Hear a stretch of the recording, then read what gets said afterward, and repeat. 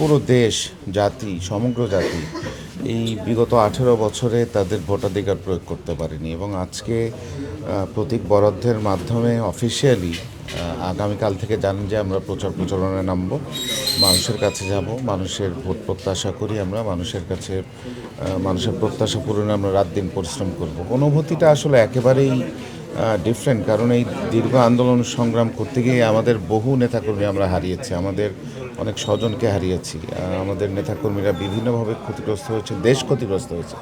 তো সেই ক্ষেত্রে একটি নতুন বাংলাদেশ বিনির্মাণের সূচনা হয়েছে।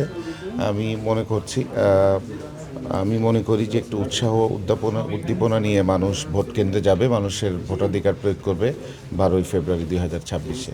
দেখেন, আমি ঢাকা 4-এ জন্মগ্রহণ করেছি, আমি শ্যামপুরের স্থায়ী বাসিন্দা। আমি ছোটোবেলা থেকেই সেখানে বড় হয়েছি। এলাকার মানুষের সাথে সবসময় আমাদের একটা গভীর সম্পর্ক ছিল এবং এই দীর্ঘ আন্দোলন সংগ্রাম করতে গিয়ে আমাদের এলাকার জনপদ থেকে বারবার অ্যারেস্ট হয়েছে এবং এলাকার মানুষ পাশে দাঁড়িয়েছে।